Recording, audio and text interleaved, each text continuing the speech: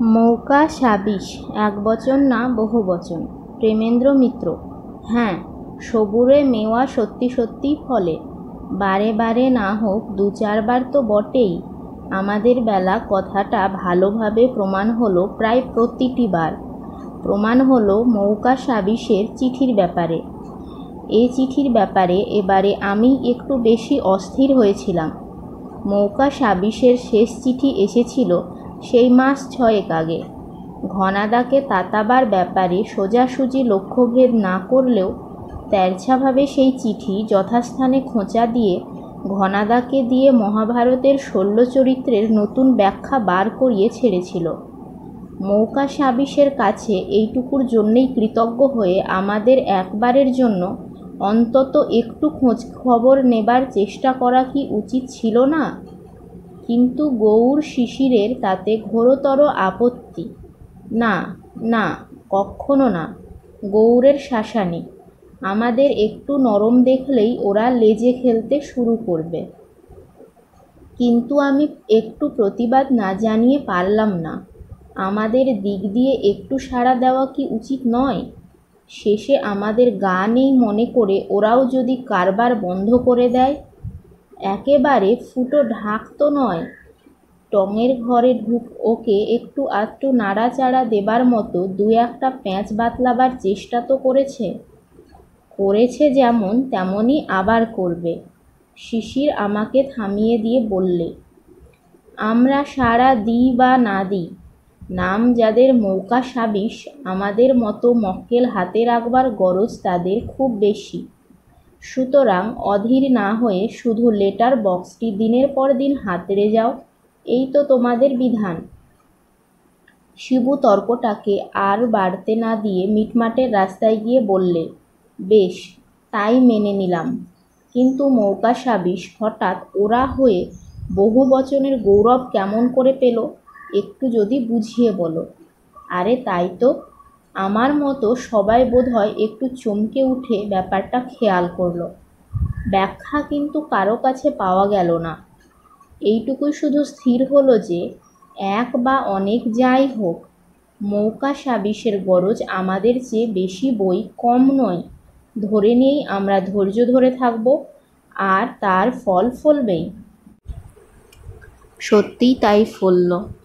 হপ্তাখানেক যেতে না যেতেই শিবু সিঁড়ির নিচের লেটার বক্স খুলতে গিয়ে হঠাৎ যে উল্লসিত চিৎকারটা ছাড়ল, নেহাত বিকেলবেলা তার নিত্য নিয়মিত সরোবর সভার টানে বেরিয়ে না পড়ে থাকলে টঙের ঘর থেকে তিনি নিশ্চয়ই শশব্যস্ত হয়ে বিদ্যাসাগরী চটি পায়ে এক দুর্ঘটনা ঘটাতেন।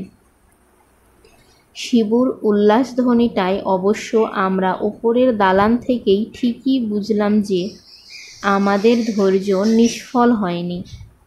আমাদের নীরবতায় অস্থির হয়ে মৌকা সাবিসই নিজে থেকে প্রথমে পত্রাঘাত করেছে। চিঠি অবশ্য লম্বা কিছু নয়, ২-৪ ছত্রের মাত্র। তার ওপর বিদ্রূপের খোঁচাটাই প্রধান। কি হে ৭২ নম্বরের বালখিল্যেরা! চিঠির প্রথমেই টিটকারি দেওয়া সম্ভাষণ। সেই সুরেই লেখা, সবাই একেবারে ভোকাট্টা হয়ে গেছো মনে হচ্ছে।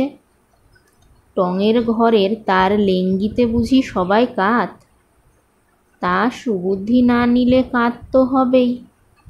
সেই মৌকা সাবিসের কাছে হাত পাততে এখনো মান যায় বলে আর একটা ফাঁদ নিজে থেকেই বাতলে দিচ্ছি মিনি মাগনা। এ ফাঁদের ফাঁস ঠিক মতো টানতে পারলেই ১৬ আনা বাজিমাত। সুর সুর করে নিজের গরজে এসেই ধরা দেবে। দুনিয়ার সবাইকার হাহাকার কি নিয়ে? হাইড্রোকার্বন।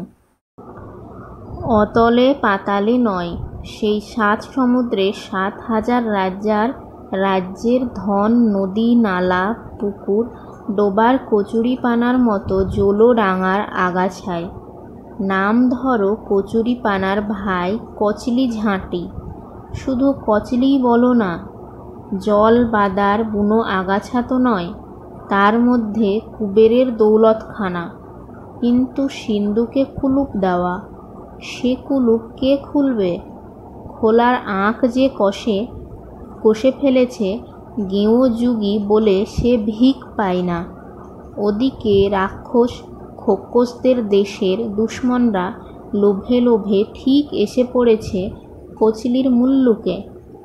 কচলি কুলুপ খোলার মন্তর সমেত খোদ গুণী কারিগরকেই, যারা এ মুলুক থেকেই পাচার করবার প্যাঁচ করেছে, তার কিছু জানেন কি আমাদের টঙের ঘরের তিনি? একটু খুঁচিয়েই দেখুন না। ব্যাস, চিঠি ওইখানেই শেষ। মৌকাসাবিসের নামে এ চিঠি কে পাঠিয়েছে? কে না কারা? এ চিঠি নিয়ে কি করব আমরা এখন? আমরাও ভাবনায় পড়েছি, কিন্তু ঘনাদাকে খোঁচা দেবার মতো কোনো ফিকির এখনো খুঁজে পাওয়া যায়নি। ঘনাদাকে কিভাবে খুঁচিয়ে তাকে দিয়ে যা বলাতে চাই তা বলাবো, তাই ভেবে বার করতে 3 দিন 3 রাত্রি আমাদের ঘুম নেই। 1 আধটা নয়, 4 মূর্তিমান আমরা 4-5-এ অমন 20টা ফন্দি এঁটে নিজেদের মধ্যে আলোচনা করেছি, কিন্তু কারোর কোনো ফন্দি শেষ পর্যন্ত যাকে বলে পুরোপুরি ক্লিয়ারেন্স সার্টিফিকেট পেল না। গোড়াতেই আমরা ঠিক করে নিয়েছিলাম যে একেবারে সর্বসম্মতিক্রমে না হলে কোনো ফন্দিই মঞ্জুর বলে গ্রাহ্য হবে না। মুশকিল হলো সেখানেই। দুজনে যেখানে একমত হয়ে একটা প্রস্তাব তোলে, বাকি দুজন সেখানে ঘাড় হেলাতেই চায় না। বিশেষ করে আমার বেলা দেখলাম মেজরিটি সবসময়ই আমার বিরুদ্ধে, অথচ কি ভালোভাবে একটা পেঁচি না মাথা থেকে বার করেছিলাম। আমাদের লোকসভায় সেটার একটা ইশারা দিতে না দিতে সবাই যেখানে কৃতজ্ঞতায় গদগদ হয়ে ধন্যি ধন্যি করবার কথা, সেখানে কিনা সকলের একসঙ্গে গা জ্বালানো হাসি আর টিটকিরির ধুম।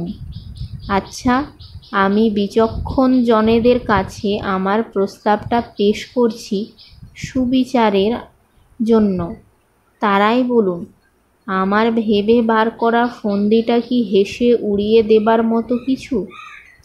আমি বলেছিলাম কি যে বিকেলের আড্ডার ঘরে সবাই আমরা একটা করে ছোট থলিতে মাঠে ঘাটে পার্কে পার্কে ময়দানে ঘুরে জোগাড় করা আগাছা নিয়ে গিয়ে হাজির হব একদিন। সব টিপয় আর টেবিলের ওপর আগাছা থাকবে ছড়ানো, দেওয়ালেও টাঙানো থাকবে কিছু কিছু, আর সেখানে প্ল্যাকার্ড ঝুলবে বড় বড় হরফে আগাছা দিবস লেখা। এরপর আর যা যা করবার বুঝিয়ে বলবার আর অবসর মেলেনি। আগাছা দিবস, সবাই একেবারে হেসে মেঝেতে গড়াগড়ি দেয়। আর কি?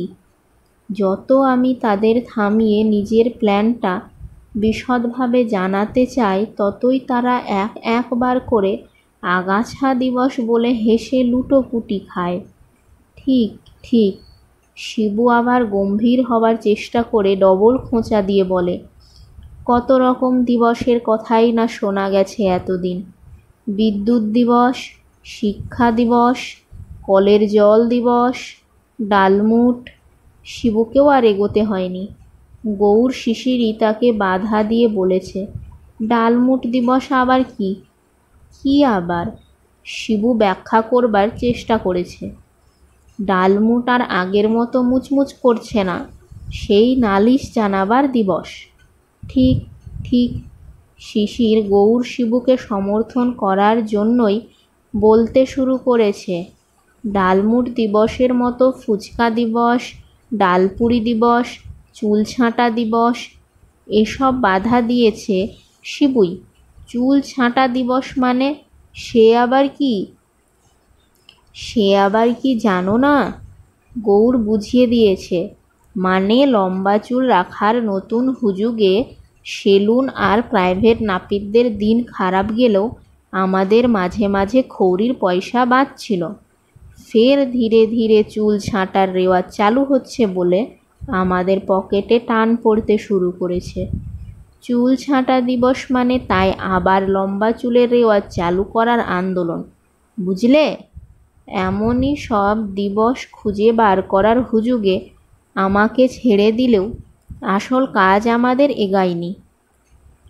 টঙের ঘরের তাকে গরম করে তোলবার মতো খোঁচা ভেবে বার করবার কথাটা ভুলেই গেছি সবাই।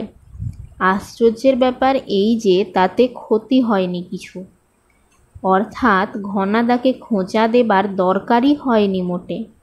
হ্যাঁ, ঘনাদা কখনো কখনো অমাবস্যার চাঁদ হয়ে উঠে কল্পতরু বনে যান, তখন তাকে আর খুঁচিয়ে জাগাতে হয় না। হ্যাঁ না করতেই তিনি যেন মনের কথা আঁচ করে ফেলে আশা মিটিয়ে ঝুলি ভরে দেন। আমাদের বেলাও তাই হলো একরকম অযাচিতভাবে। এবারে বৃষ্টিটা দেরি করে এসে আর যেতেই যেন চাইছে না। আকাশ বেশ পরিষ্কার, আর আবহাওয়া দপ্তরের পূর্বাভাস দিনটা আজ শুকনোই যাবে। শুনে ছাতা না নিয়ে বেরিয়ে হঠাৎ এসে হঠাৎ চলে যাওয়া বৃষ্টিতে একেবারে ভিজে স্নান করে ফিরতে হবে। ছুটির দিন হলেও ঘনাদাকে বাগ মানাবার উৎসাহে আমরা কেউ বাইরে কোথাও যাইনি, কিন্তু ঘনাদা তার বিকেলের সরোবর সভার টানে যথাসময়ে বেরিয়ে হঠাৎ নামা জোরালো বৃষ্টির পশলাটার মধ্যে আর ফিরতেই পারেননি। এ বৃষ্টিতে একেবারে ভিজে দাঁড় কাকটি হয়ে আসবেন বুঝে আমরা তার উপযুক্ত নৈবেদ্যের ব্যবস্থা করতেও ভুলিনি।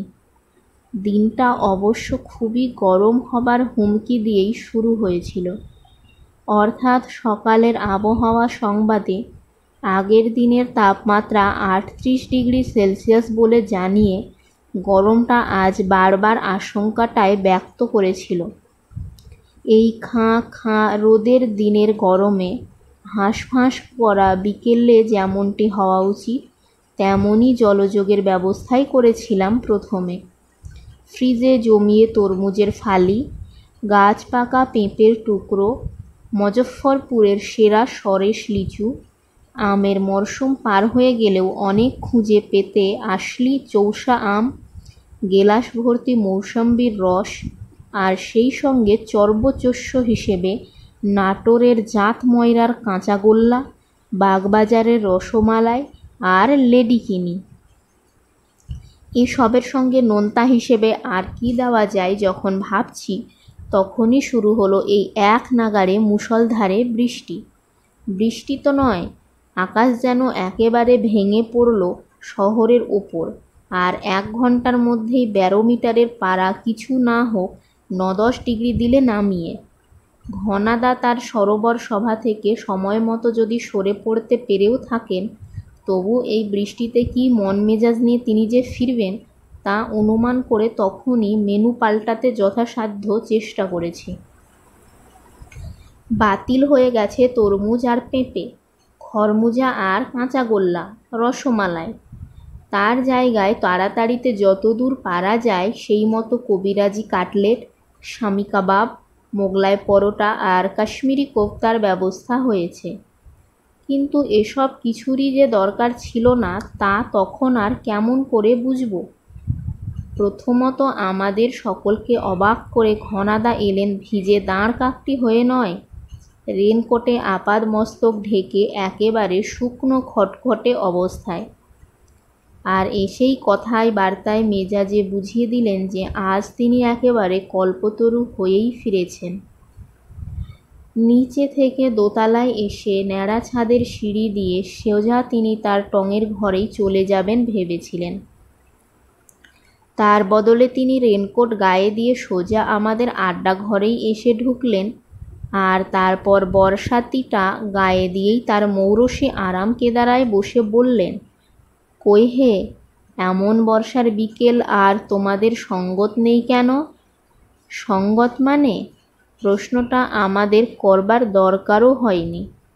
তার আগে নিজেই উৎসাহ ভরে ব্যাখ্যা করে বলেছেন, এমন বাদলা বিকেলের সঙ্গত হলো মুচমুচে মুড়ি, বুঝেছ?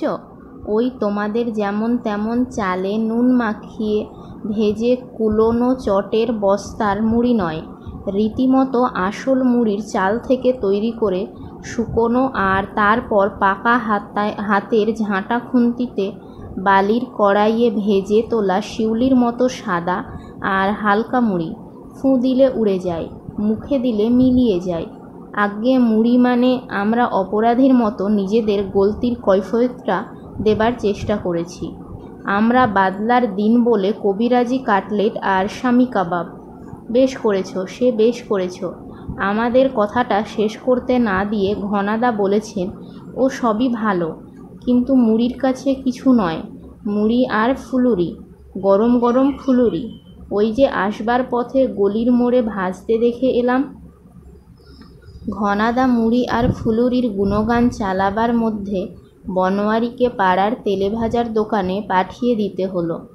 বনোয়ারি দোকান থেকে ফিরে আসার পর বড় জামবাটি ভর্তি সে মুড়ি ফুলুরি তো বটে, সেই সঙ্গে আগের আনানো কাটলেট কাবাব ইত্যাদিও পরপর পরিষ্কার করার মধ্যে ঘনাদার এই বিরল বদান্য মেজাজের কি করে সুযোগ নেওয়া যায় সবাই মিলে তাই তখন ভাবছি।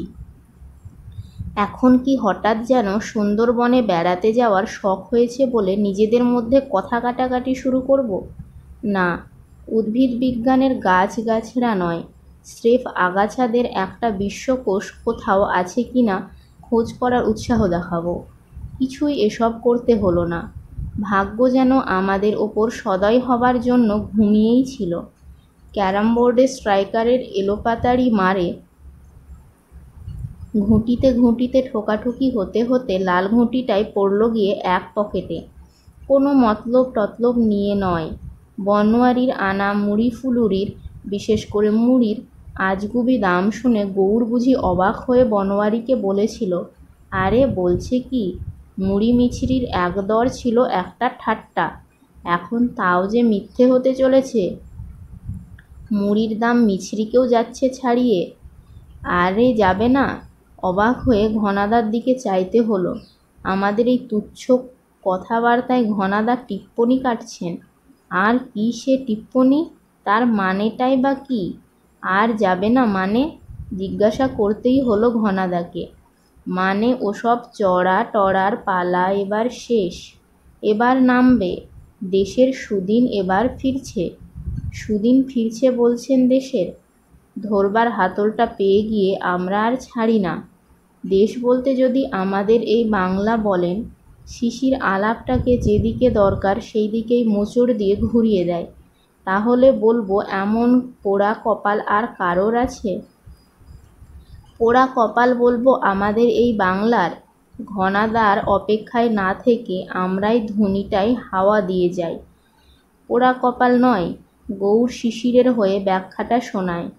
এই যে দেশের সব বড় বড় নদী, সব নদীর মোহনা থেকেই শুনছি তেল ওঠবার প্রচুর আশা দেখা যাচ্ছে।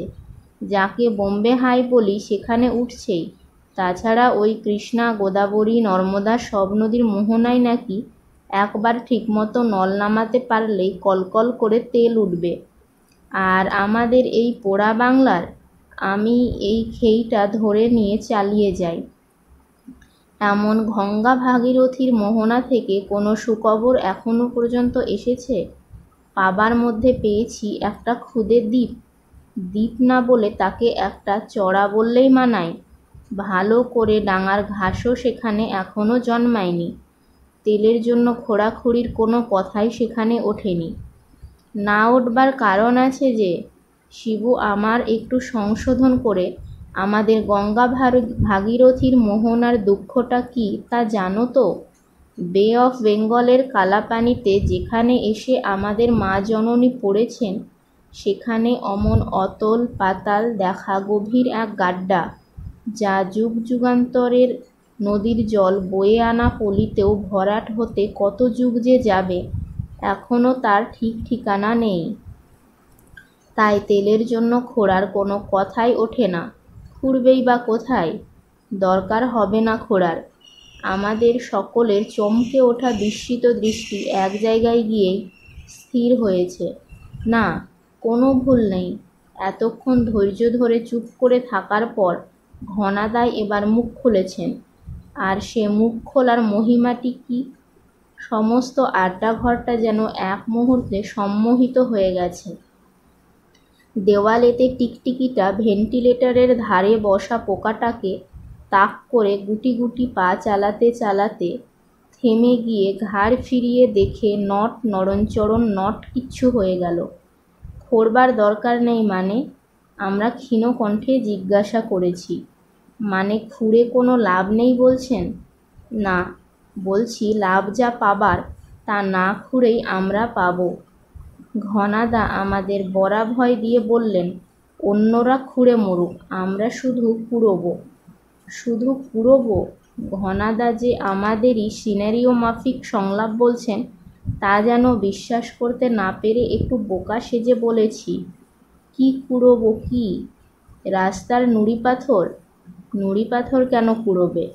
ঘনাদা পুরোপুরি বিশদ না করে বলেছেন, যার মধ্যে 7 রাজার ধনমানিক হেলায় লুকিয়ে আছে, কুড়োবে সেই অমূল্য জিনিস। হেলায় লুকিয়ে আছে অমূল্য 7 রাজার ধনমানিক? সে কোন জিনিস? আমরা যেন হতভম্ব হয়ে জিজ্ঞাসা করি। সে জিনিস আবার শুধু কুড়িয়ে নেবার অপেক্ষায় আমাদের এখানে এই মুল্লুকে ছড়িয়ে আছে? আছে, আছে। ঘনাদা গাঢ় গম্ভীর স্বরে ভরসা দিয়ে বলেন, আর যাতে তা থাকে, যাতে কারো লোভী থাবা বাড়িয়ে কেউ সহজে তার নাগাল না পায়, তার ব্যবস্থাই করে এলাম। সেই ব্যবস্থাই করে এলেন? এবার আমাদের তাজ্জব হওয়াটা সিনারিও ছড়ানো। ঘনাদা ব্যবস্থা করে এলেন বলছেন?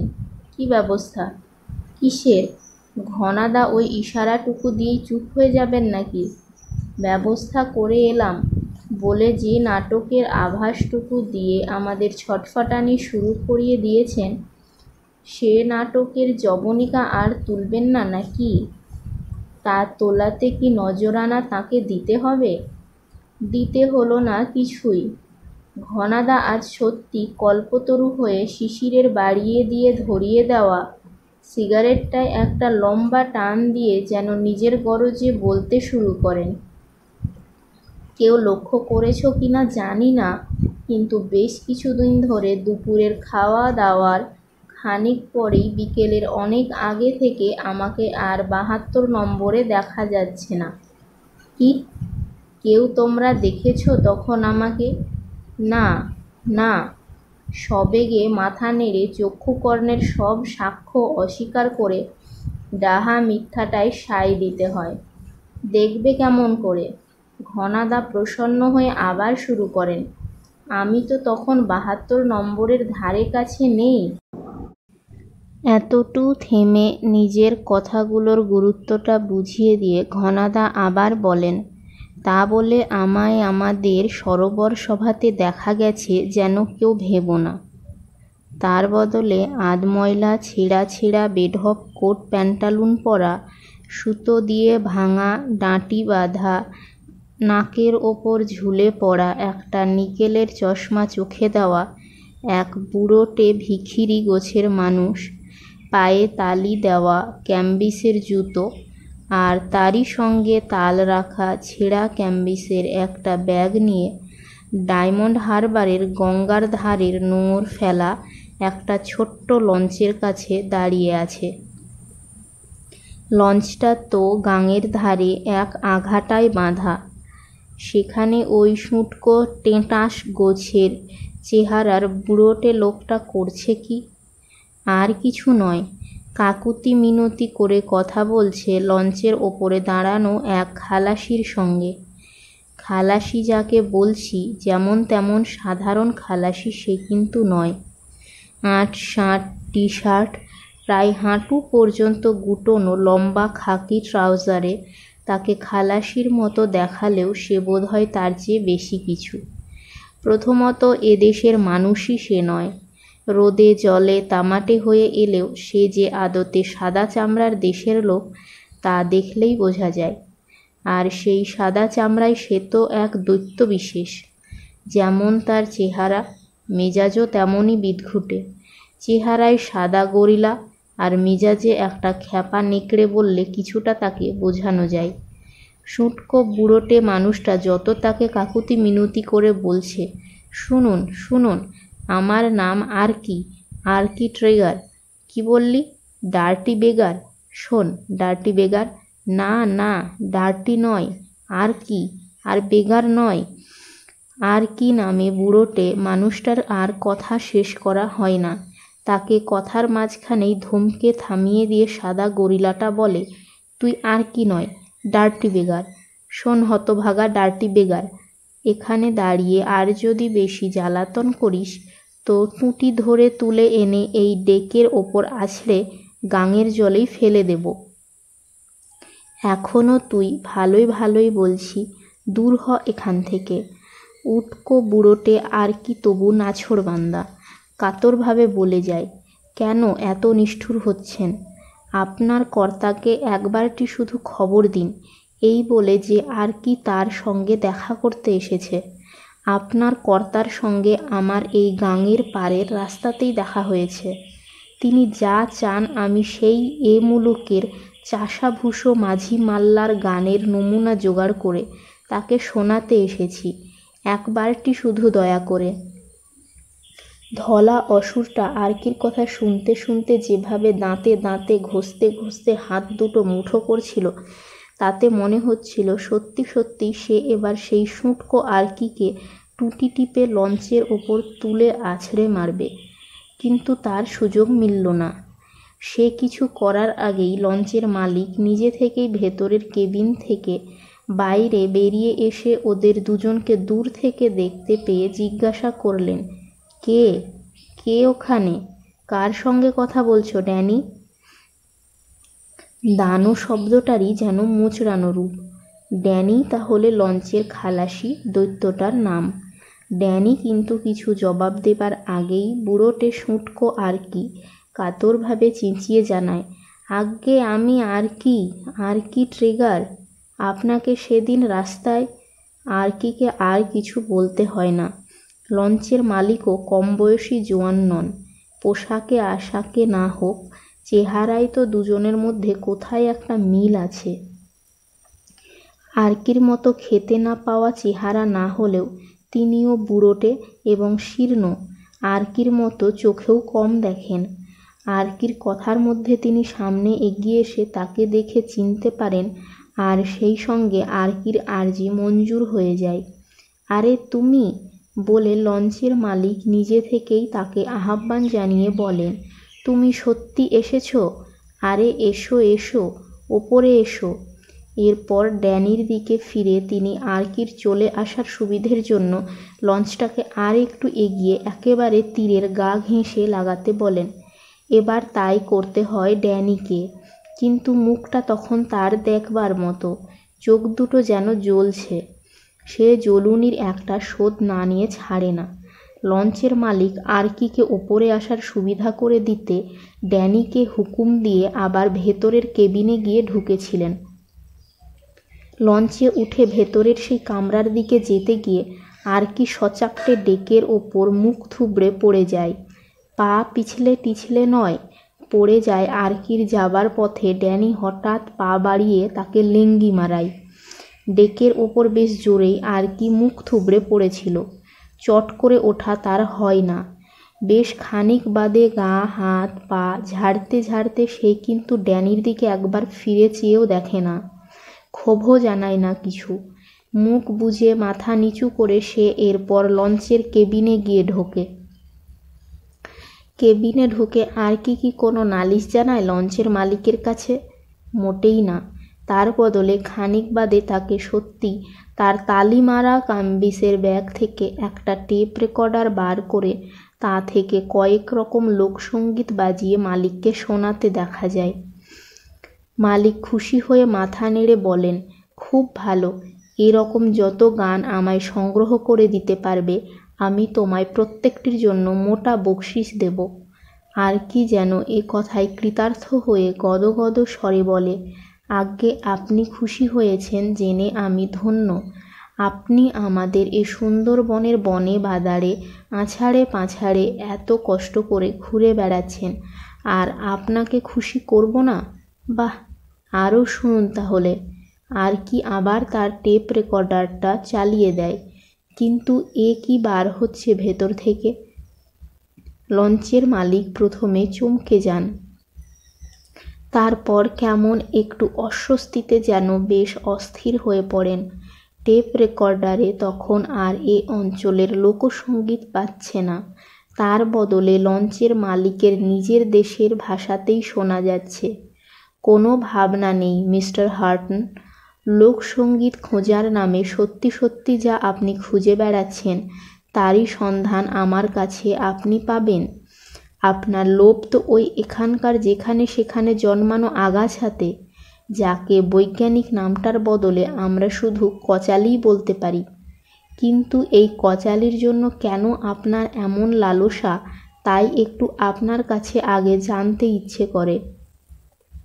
এ আগাছা যে এখন পৃথিবীর 7 রাজার ধনমানিক সেই হাইড্রোকার্বনে ভর্তি তা আপনি জানেন বুঝলাম, কিন্তু এ অমূল্য আগাছা তো আপনাদের অত বড় দেশের কোথাও পাওয়া যায় না। আপনাদের দেশ কেন, পৃথিবীর খুব কম জায়গাতেই এই কচালির কিছু কিছু পাওয়া যায়। যাও বা পাওয়া যায় তা আমাদের এই এখানকার মতো অজস্র নয়।